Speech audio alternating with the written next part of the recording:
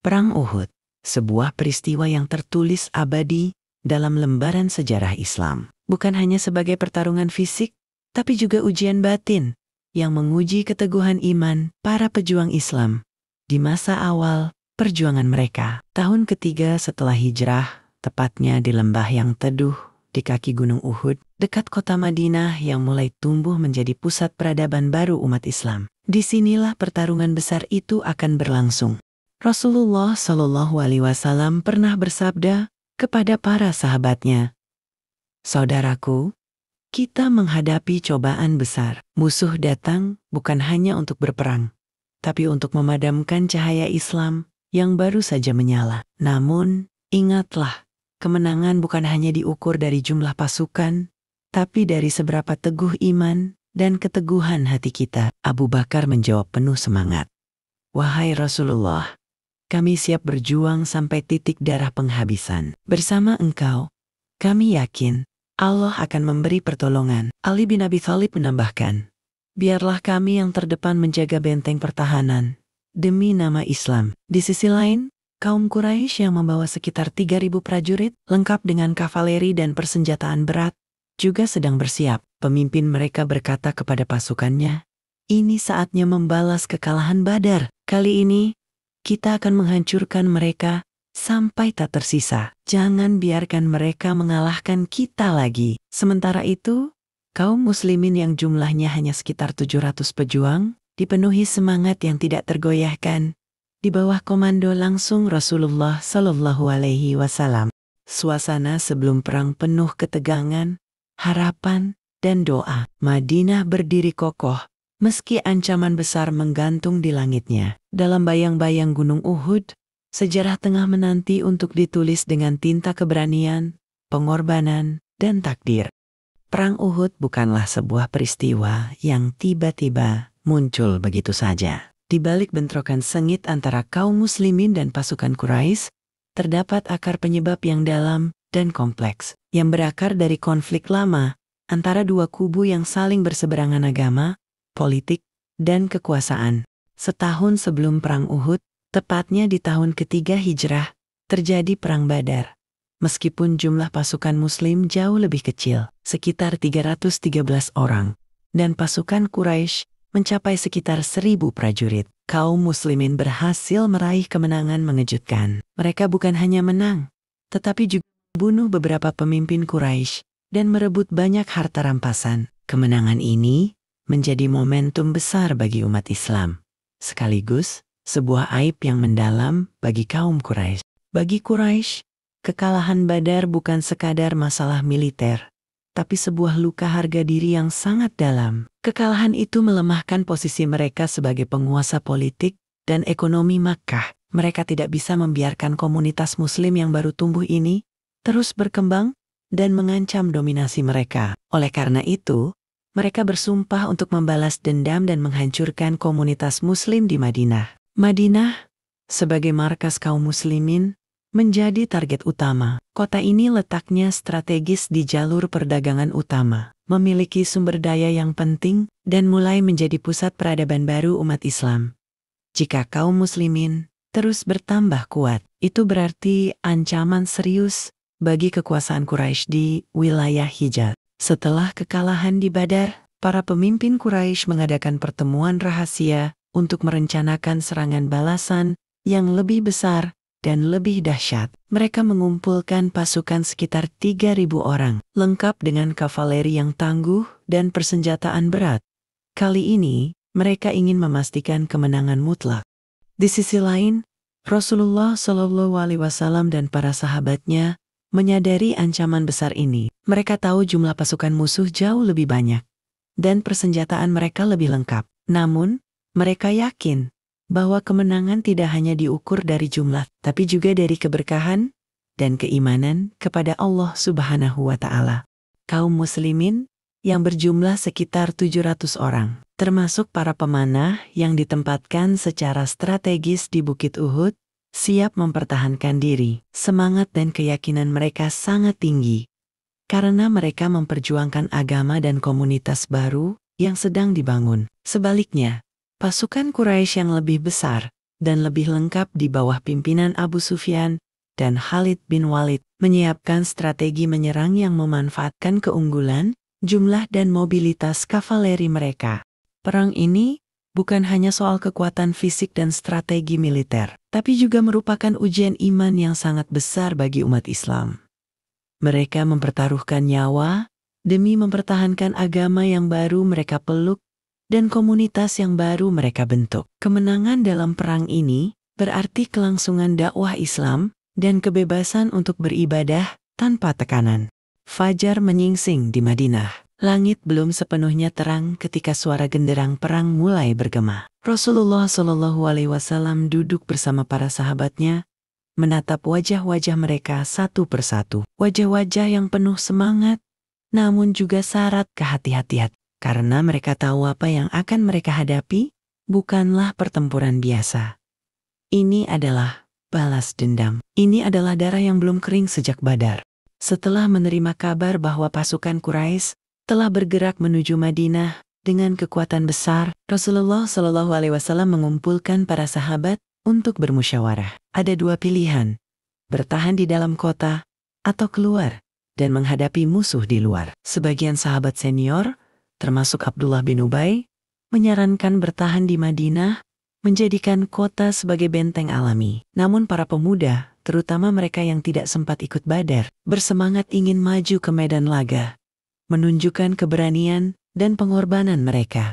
Melihat semangat kaum muda yang membara, Rasulullah akhirnya memutuskan untuk keluar dari kota dan menghadapi musuh di luar. Maka dipilihlah tempat yang sangat strategis, kaki Gunung Uhud. Posisi ini bukan tanpa alasan. Gunung Uhud yang menjulang di belakang akan melindungi pasukan Muslim dari serangan belakang. Medan yang sempit di antara bukit dan dataran membuat pergerakan kavaleri Quraisy terbatas. Rasulullah dengan cermat menempatkan pasukannya di posisi terbaik, bukannya asal menyerang, tapi dengan strategi perang yang penuh perhitungan. Namun, ada satu titik rawan. Sebuah bukit kecil di sisi belakang pasukan Muslim. Jika pasukan Quraisy mampu mengitari pasukan dan menyerang dari sana, maka pertahanan akan runtuh. Rasulullah menunjuk 50 pemanah yang dipimpin oleh Abdullah bin Jubair dan memberi perintah yang sangat jelas. Dengan suara tenang tapi tegas, Rasulullah berkata, "Jagalah bukit ini baik-baik, jangan sekali-kali meninggalkan pos kalian. Meskipun kalian melihat kami menang, jangan turun. Meskipun kalian melihat kami kalah, jangan datang membantu. Tetaplah di tempat kalian. Apapun yang terjadi, ini bukan sekadar perintah taktis. Ini adalah pesan kedisiplinan, ujian keimanan. Para pemanah bukan hanya penjaga pasukan belakang, tapi kunci penentu jalannya perang." Sementara itu, pasukan Muslim membentuk barisan. Mereka mengenakan baju besi seadanya. Tidak semua memiliki pelindung lengkap. Sebagian hanya membawa pedang dan tameng kayu. Namun satu hal yang mereka miliki dan tidak dimiliki pasukan Quraisy, keyakinan penuh kepada Allah. Satu persatu sahabat memandang ke arah Gunung Uhud, lalu menunduk dan berdoa. Mereka tahu jumlah mereka hanya sekitar 700 orang, berhadapan dengan 3.000 pasukan Quraisy. Tapi mereka juga tahu, Allah telah memenangkan mereka di Badar dengan jumlah yang lebih sedikit. Semangat menyala di hati mereka. Mereka bukan hanya berperang demi nyawa dan tanah, tapi demi kebenaran, demi iman, demi dakwah Rasulullah yang baru berakar. Di barisan terdepan berdiri para sahabat terbaik. Hamzah bin Abdul Muthalib, paman Rasulullah yang dikenal sebagai singa Allah. Ada juga Ali bin Abi Thalib, Mus'ab bin Umair, Abu Dujanah, dan banyak lainnya, pemuda-pemuda pemberani yang telah bersumpah setia sampai titik darah penghabisan. Rasulullah mempersenjatai pasukan dengan semangat dan nasihat. Beliau mengingatkan bahwa kemenangan adalah milik mereka yang sabar, disiplin, dan tidak tergoda oleh harta atau keadaan. Dan ketika matahari mulai naik, pasukan Muslim telah siap. Barisan sudah dibentuk, pemanah telah berada di atas bukit, dan strategi sudah dipasang. Yang tersisa hanya satu hal, menunggu pasukan musuh datang dengan gemuruh debu dan derap kaki kuda yang menggetarkan bumi. Langit mulai menguning, debu dan pasir berputar di ujung cakrawala. Terlihat dari kejauhan, tampak kilatan perak dari tombak dan pedang yang berbaris rapi. Pasukan Quraisy datang dengan penuh percaya diri. 3.000 orang. Dengan perlengkapan perang lengkap, kuda-kuda pilihan, dan dendam yang membara. Gema trompet perang terdengar seperti denting ajal. Madinah berada di belakang, Gunung Uhud menjulang di punggung. Dan di depan, musuh yang ingin menghapus eksistensi umat Islam dari muka bumi. Rasulullah Shallallahu Alaihi Wasallam berdiri di tengah-tengah pasukan Muslim. Sorot matanya tajam, penuh keyakinan. Di kiri dan kanan, sahabat-sahabat terbaik bersiaga. Pedang dicabut, tameng diangkat. Teriakan takbir mengguncang udara. Allahu Akbar. Pertempuran dimulai. Pasukan Muslim menerjang dengan keberanian luar biasa. Seperti gelombang yang menghantam karang, mereka menyerang pasukan Quraisy tanpa rasa takut. Di barisan depan, Hamzah bin Abdul Muthalib, paman Nabi yang dijuluki Singa Allah, menerjang barisan musuh seperti badai. Pedangnya menebas tanpa ragu. Ia bukan hanya berperang dengan kekuatan, tapi dengan cinta kepada Allah dan Rasul-Nya. Ali bin Abi Thalib pun tak kalah garangnya. Di usianya yang masih muda, ia bertarung seperti singa lapar. 1 lawan 1, 2 lawan 1, ia tidak mundur sedikit pun. Keberaniannya membuat musuh gentar. Mus'ab bin Umair, sang pemuda tampan, yang dulu hidup dalam kemewahan, kini berdiri sebagai pembawa panji Islam. Tangannya tegak menggenggam bendera Rasulullah. Tidak goyah walau dihujani anak panah. Ia tahu, selama bendera itu tegak, semangat pasukan akan tetap menyala. Pasukan Quraisy mulai goyah. Mereka tidak menyangka pasukan Muslim yang jumlahnya lebih kecil, justru begitu brutal, disiplin, dan penuh semangat. Barisan mereka mulai retak, banyak yang gugur. Banyak pula yang melarikan diri ke belakang, mencari perlindungan dari serbuan kaum muslimin yang bagaikan gelombang tak terbendung. Kavaleri Quraisy yang dipimpin oleh Khalid bin Walid mencoba mencari celah di samping, tapi terhambat oleh medan sempit dan posisi strategis kaum muslimin yang membelakangi Gunung Uhud. Pada momen inilah, strategi Rasulullah menunjukkan keunggulannya. Para pemanah di atas bukit kecil yang ditempatkan di belakang melakukan tugas mereka dengan luar biasa. Setiap kali kavaleri Quraisy mencoba mendekat dari samping atau belakang, anak panah melesat dari atas bukit dengan akurasi mematikan. Kuda-kuda lari panik, tentara Quraisy berjatuhan sebelum bisa mendekat. Panah demi panah meluncur seperti hujan kematian. Para pemanah itu teguh dalam tugasnya. Mereka tidak tergoda untuk ikut dalam euforia kemenangan di bawah. Mereka tetap di pos, sesuai perintah Rasulullah. Jangan tinggalkan tempat ini, apapun yang terjadi. Itulah yang mereka ingat, dan itulah yang mereka taati.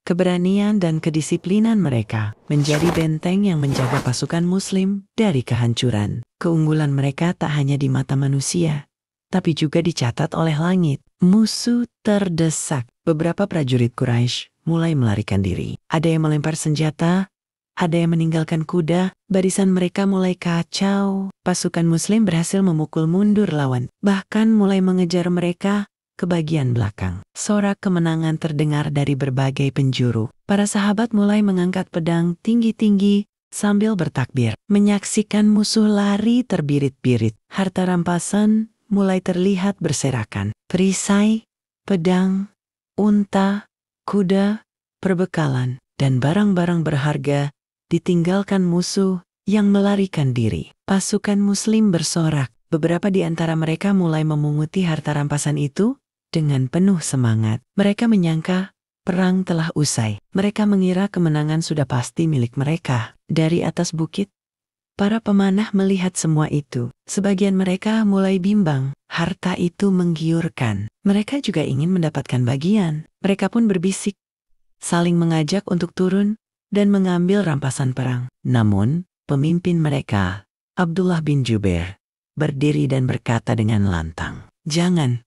Rasulullah sudah melarang kita turun dari sini.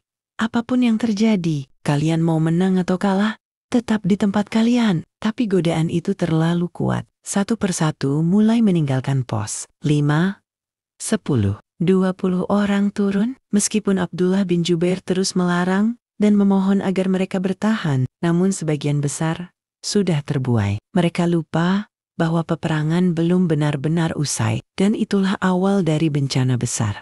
Langit yang tadi cerah mulai meredup, sorak kemenangan yang bergema dari lembah Uhud berubah jadi sunyi yang ganjil. Di antara pasir dan darah, para sahabat sibuk memunguti rampasan perang. Pedang dan baju besi berserakan, kuda-kuda tanpa penunggang berlari tanpa arah. Namun dari balik bukit kecil di sisi pasukan Muslim, mata seorang komandan Quraisy menyala tajam dan penuh rencana. Dialah Khalid bin Walid, sang ahli strategi yang belum memeluk Islam.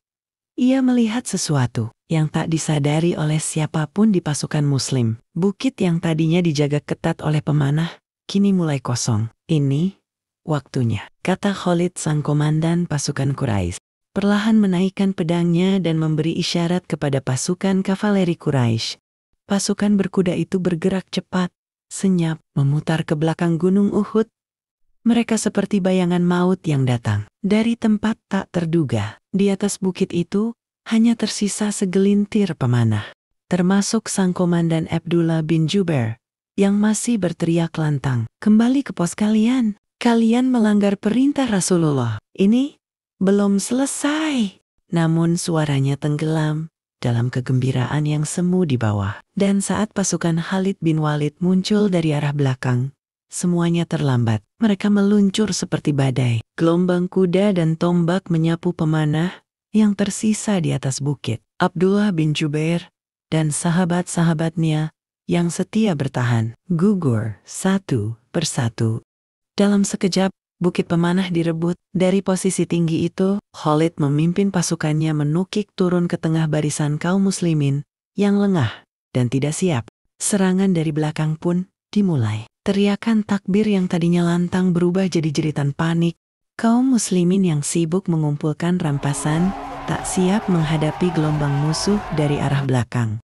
Panik, kacau, tidak terorganisir. Musuh kini datang dari dua arah depan dan belakang. Pasukan Quraisy yang tadinya mundur menyadari celah besar ini. Mereka berbalik arah, bersatu dengan pasukan Khalid. Jumlah mereka kembali besar. Moral mereka naik drastis. Sekarang mereka menyerang dengan keyakinan penuh. Sementara itu, pasukan Muslim seperti terkepung di tengah. Banyak dari mereka terpisah dari Rasulullah SAW. Barisan tercerai-berai. Sahabat yang satu tak tahu posisi sahabat yang lain. Pedang yang tadinya diarahkan ke musuh, kini malah digunakan untuk bertahan hidup.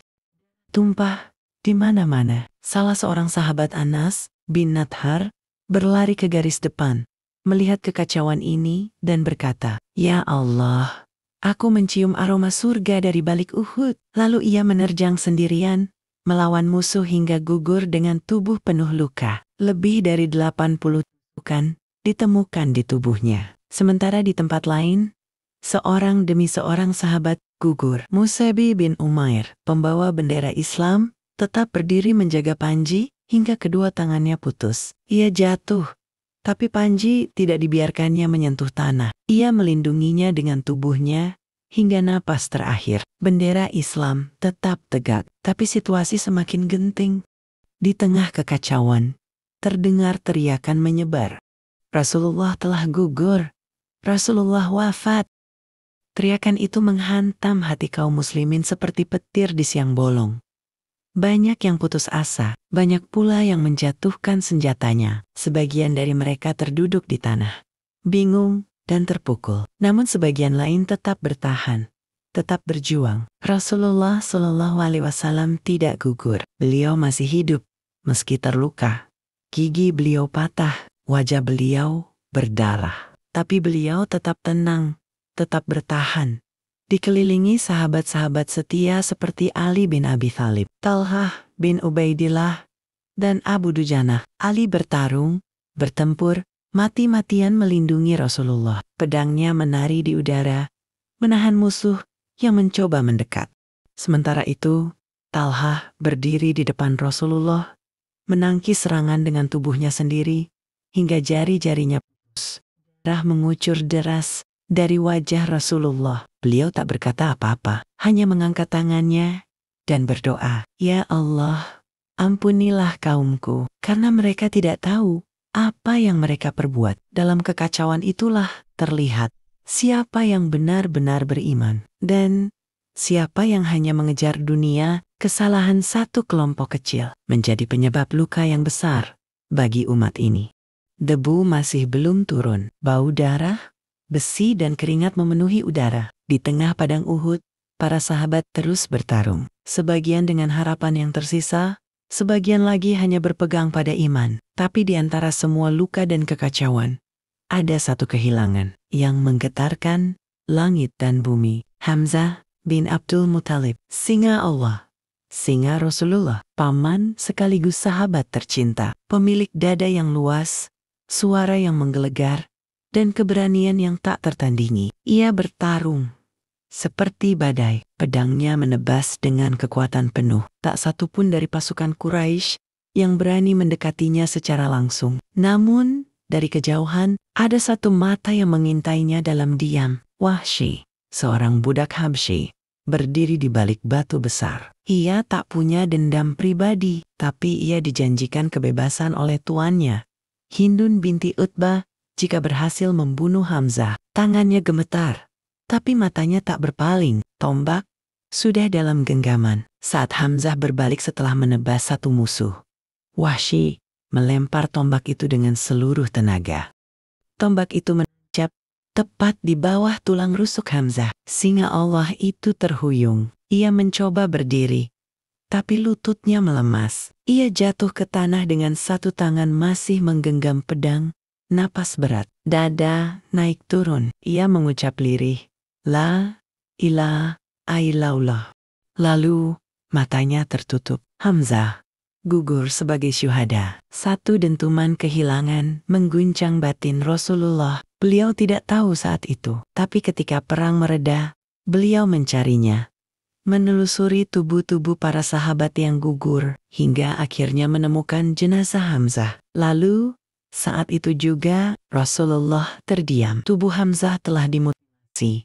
Dadanya terbuka, organ dalamnya hidung dan telinga terpotong. Di dekatnya, seorang wanita Quraisy berdiri puas, Hindun, yang mengunyah hati Hamzah karena dendam pada perang Badar. Rasulullah berdiri, wajahnya pucat, matanya merah, tangan beliau mengepal. Tidak pernah aku melihat Rasulullah menangis seperti beliau menangisi Hamzah hari itu. Begitu kata para sahabat, beliau berlutut di samping jasad pamannya. Kemudian berdoa, semoga Allah merahmatimu wahai pamanku. Kau adalah singa Allah dan singa Rasulnya. Apa yang mereka lakukan padamu menyayat hatiku. Beberapa sahabat mencoba menahan air mata. Tapi siapa yang bisa? Kehilangan Hamzah bukan hanya kehilangan satu prajurit, tapi kehilangan benteng keimanan, kehilangan seorang pemimpin ruhani di medan tempur. Dan bukan hanya Hamzah. Hari itu, lebih dari 70 sahabat gugur. Mereka bukan sembarang nama. Mereka para penghafal Al-Quran, penjaga Rasulullah, para syuhada, pilihan. Suasana menjadi sunyi. Di antara jeritan dan debu, terdengar rintihan tertahan. Sementara itu, Rasulullah sendiri masih terus bertahan di tengah pertempuran. Meski gigi beliau patah, wajah beliau berdarah, pundak dan kening beliau luka, beliau tak pernah mundur. Beliau berdiri di antara sisa-sisa pasukan. Takbir masih terus beliau serukan. Meski suaranya parau, Utsbutu, wahai kaum muslimin, bertahanlah, surga di depan kalian. Perjuangan Rasulullah bukan soal pedang dan strategi, tapi tentang menjaga harapan, menjaga semangat, menjaga tauhid di tengah kehancuran. Sahabat-sahabat setia terus mengelilingi beliau. Ali bin Abi Thalib, Abu Dujanah, Sa'id bin Abi Waqqash, semua bertarung dengan seluruh tenaga untuk menjaga nyawa Rasulullah. Perlawanan belum berhenti. Meski jumlah muslim sedikit, mereka tidak menyerah. Ali menerjang ke kiri dan kanan. Abu Dujanah bertarung dengan tubuh sebagai perisai. Bahkan seorang wanita, Nusaibah binti Ka'ab, berdiri memegang pedang, melindungi Rasulullah dengan tubuhnya sendiri. Darah mengalir, tapi keyakinan tidak pudar. Mereka tahu Ini bukan tentang menang atau kalah, ini tentang ketaatan, tentang tetap setia, meski tubuh remuk, meski harapan redup. Hari itu, kaum muslimin terluka secara fisik dan batin. Tapi dari luka itu, timbullah hikmah. Dari kekalahan itu, lahir pelajaran. Dan dari kesedihan itu, lahirlah keimanan yang lebih teguh. Langit Uhud mulai meredup, tapi di tanah darah masih membekas. Dan di balik perbukitan, bahaya masih mengintai. Rasulullah Shallallahu Alaihi Wasallam tidak sedang dalam keadaan aman. Pasukan Quraisy yang dipimpin oleh Khalid bin Walid dan Ikrimah bin Abu Jahal baru saja membalikkan keadaan. Mereka belum puas. Mereka tahu satu target utama mereka belum tersentuh, Muhammad, dan mereka akan memburunya sampai titik darah penghabisan. Rasulullah Shallallahu Alaihi Wasallam berdiri bersama segelintir sahabat. Tubuh beliau berlumuran darah. Gigi gerahamnya patah. Helm beliau menancap ke dahi. Beliau sempat terjatuh hingga tersebar kabar dusta bahwa Rasulullah telah gugur. Kabar ini membuat hati kaum muslimin remuk. Tapi saat beberapa sahabat mendengar Rasulullah masih hidup, mereka langsung berlarian mencari beliau, berseru dengan haru, "Ya Rasulullah, masihkah engkau hidup?" Rasulullah Shallallahu Alaihi Wasallam mengangguk dengan suara lirih, "Ana Muhammad, wa ana Rasulullah."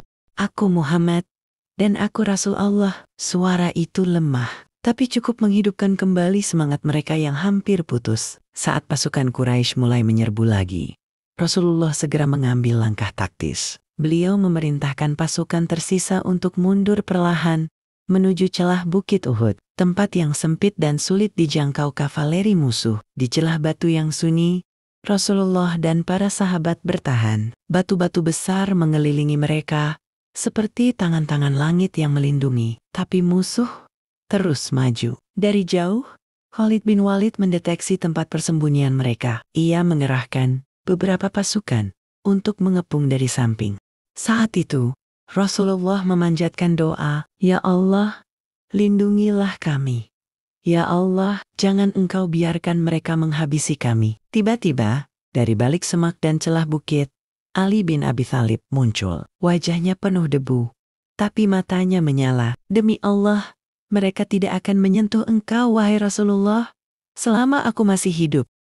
Ali menyerbu pasukan Quraisy yang hendak naik ke celah bukit. 1 lawan 5. Pedangnya seperti kilat yang memukul lawan tanpa ampun. Di sisi lain, Talha bin Ubaidillah menggunakan tubuhnya sebagai tameng. Ia menahan serangan panah yang ditujukan kepada Rasulullah dengan tangannya sendiri, hingga jarinya putus. Setiap langkah musuh mendekat, para sahabat berdiri di depan Nabi. Seolah mereka berkata, "Luka kami sebelum luka beliau. Darah kami sebelum darah beliau." Dan saat bahaya makin mendekat, Allah turunkan pertolongan yang tak terlihat. Pasukan Quraisy mulai ragu. Seseorang di antara mereka berteriak, "Muhammad masih hidup, tapi pasukannya tersisa sangat sedikit. Kita bisa menyelesaikan ini." Namun entah mengapa, langkah mereka melambat. Pandangan mereka gelisah.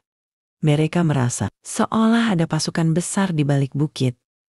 Seolah dari balik batu-batu itu, ratusan prajurit sedang mengintai. Ketakutan yang datang bukan dari medan, tapi dari dalam hati. Itulah bantuan Allah. Allah menurunkan rasa takut ke dalam dada musuh. Allah selimuti Rasulullah dengan perlindungannya. Sebagaimana firman Allah dalam surat Ali Imran, "Ketika engkau naik ke bukit dan tidak menoleh kepada siapapun, dan Rasul menyeru kalian dari belakang, maka Allah membalas kalian dengan kesedihan demi kesedihan, agar kalian tidak bersedih atas apa yang terlewat, dan tidak pula atas apa yang menimpa kalian." Quran Surah Ali Imran ayat 153. Setelah situasi sedikit tenang, Rasulullah turun dari bukit. Beberapa sahabat terluka parah, tapi mereka tetap berjalan bersama beliau. Mereka menuju gua kecil di lereng Uhud. Di sana, Rasulullah mengistirahatkan tubuhnya yang berdarah. Beberapa sahabat berjaga di pintu gua. Dan di momen sunyi itu, Rasulullah Shallallahu Alaihi Wasallam menengadah ke langit, mengangkat kedua tangan dan berdoa dengan suara lirih, "Ya Allah, ampuni kaumku, karena mereka tidak tahu. Dalam kelelahan, Rasulullah tetap tidak berdoa agar musuh binasa. Tidak ada dendam dalam dadanya. Hanya kasih sayang, hanya harapan agar mereka kelak mengenal kebenaran. Dan dari balik gua itu, langit mencatat satu hal, bahwa sekalipun tubuh Rasulullah luka, sekalipun darahnya mengalir, iman beliau tidak pernah goyah. Hari itu, Uhud bukan tentang kemenangan atau kekalahan, tapi tentang siapa yang bertahan, siapa yang tetap setia, siapa yang memegang perintah, bahkan saat dunia seakan runtuh, dan siapa yang percaya bahwa di balik luka dan air mata, Allah tetap bersama mereka yang sabar. Uhud telah terlewati, langit masih kelabu, tanah masih merah, tapi suara pedang dan teriakan telah berhenti. Sisanya hanya sunyi dan luka. Rasulullah Shallallahu Alaihi Wasallam berjalan perlahan menuruni lereng Uhud di sekeliling beliau. Para sahabat yang selamat ikut melangkah dengan langkah yang berat, tubuh yang lelah, dan hati yang remuk. Mereka tak berbicara, tak bersuara, hanya menatap bumi di mana saudara-saudara mereka terbaring. 70 orang gugur hari itu, tubuh mereka terkoyak, beberapa bahkan tak bisa dikenali. Di antara mereka ada Hamzah bin Abdul Muthalib, paman, sahabat, sekaligus pelindung Nabi. Rasulullah Shallallahu Alaihi Wasallam berdiri di depan jenazah Hamzah. Wajahnya pucat, matanya berkaca, lalu beliau menunduk dan berbisik lirih. Tak ada hari yang lebih menyakitkan bagiku selain hari ini. Tak jauh dari sana, para wanita datang dari Madinah, termasuk Fatimah Az-Zahra, putri Nabi. Ia melihat ayahnya berlumuran darah. Dengan tangan gemetar, ia mencuci luka-luka itu. Ali bin Abi Thalib membawa air. Fatimah membersihkan wajah Nabi. Tapi darah terus mengalir. Maka ia bakar sepotong tikar dan menempelkan abunya untuk menghentikan darah. Suasana di sekeliling penuh duka. Tapi di tengah luka itu, Rasulullah tetap berdiri. Bukan sebagai pemenang, bukan juga pecundang, tapi sebagai utusan yang membawa hikmah dalam setiap peristiwa. Saat malam tiba, Rasulullah Shallallahu Alaihi Wasallam memerintahkan agar para syuhada dikuburkan di medan Uhud. Di sanalah mereka gugur, dan di sanalah mereka akan beristirahat sampai hari kebangkitan. Beliau sendiri turun ke liang lahat Hamzah, menurunkan tubuh sang paman dengan tangannya sendiri. Beliau menatap wajah Hamzah terakhir kalinya, lalu menutup tanah di atasnya dengan air mata. Para sahabat memakamkan syuhada lainnya tanpa kafan yang layak, hanya dengan baju perang yang melekat. Namun, mereka tahu bukan kafan yang memuliakan, tapi iman yang gugur bersama tubuh mereka. Esok harinya, kaum Quraisy tidak langsung pulang ke Makkah. Mereka sempat berpikir untuk kembali menyerang Madinah. Namun setelah bermusyawarah, mereka memilih mundur. Mereka tahu umat Islam belum hancur, bahkan dalam luka, mereka masih bisa bangkit. Rasulullah Shallallahu Alaihi Wasallam dan para sahabat pun tetap berjaga. Dan dari peristiwa ini turunlah wahyu yang menyentuh jiwa. Dan janganlah kamu merasa lemah, dan jangan bersedih hati. Padahal kamulah orang-orang yang paling tinggi derajatnya jika kamu beriman. Quran Surah Ali Imran ayat 139. Uhud bukan hanya tentang kekalahan, tapi tentang pelajaran. Sebab di balik setiap luka, Allah menyisipkan hikmah. Hikmah yang ditulis dalam darah, tapi dibaca dengan hati. Dari Uhud, umat Islam belajar bahwa ketaatan adalah segalanya. Bahwa sedikit saja lengah, maka musuh akan masuk. Bahwa perintah Nabi Shallallahu Alaihi Wasallam tidak bisa ditawar, walau di depan mata tampak seperti kemenangan. Para pemanah di Bukit Uhud, mereka bukan orang munafik. Mereka adalah sahabat Nabi. Mereka ahli panah. Mereka ingin harta rampasan perang, bukan karena serakah, tapi karena ingin balasan atas perjuangan mereka. Namun, mereka meninggalkan pos sebelum ada izin. Dan dari situlah musuh menyerang dari belakang. Kesalahan kecil bisa jadi petaka besar. Dan Rasulullah tidak menyalahkan mereka dengan kemarahan. Beliau tidak mencaci mereka. Bahkan Allah pun menurunkan ayat, dan disebabkan rahmat dari Allah lah engkau bersikap lemah lembut kepada mereka. Dan jika engkau bersikap keras lagi, berhati kasar, niscaya mereka akan lari dari sekelilingmu. Quran Surah Ali Imran, ayat 159. Perang Uhud mengajarkan bahwa kekuatan bukan pada jumlah, tapi pada keteguhan hati, bahwa kemenangan tidak selalu langsung datang, tapi butuh luka, butuh sabar, dan butuh percaya bahwa kesetiaan pada Rasul bukan hanya saat senang, tapi terutama saat badai datang dan dunia runtuh. Dan di hari itu, Rasulullah pulang ke Madinah bukan membawa musuh, tapi membawa pelajaran besar untuk umatnya. Sepanjang zaman, bahwa Allah tidak menjanjikan jalan tanpa ujian, tapi Allah berjanji, jika engkau sabar, engkau akan menang. Hari itu, Bukit Uhud menjadi saksi atas darah, atas air mata, atas janji-janji iman yang tak goyah, meski tusuk pedang. Dan sampai hari ini, Uhud berdiri tegak, membisu, tapi bicara banyak kepada siapapun yang masih ingin menang, tapi belum siap terluka. Selesai.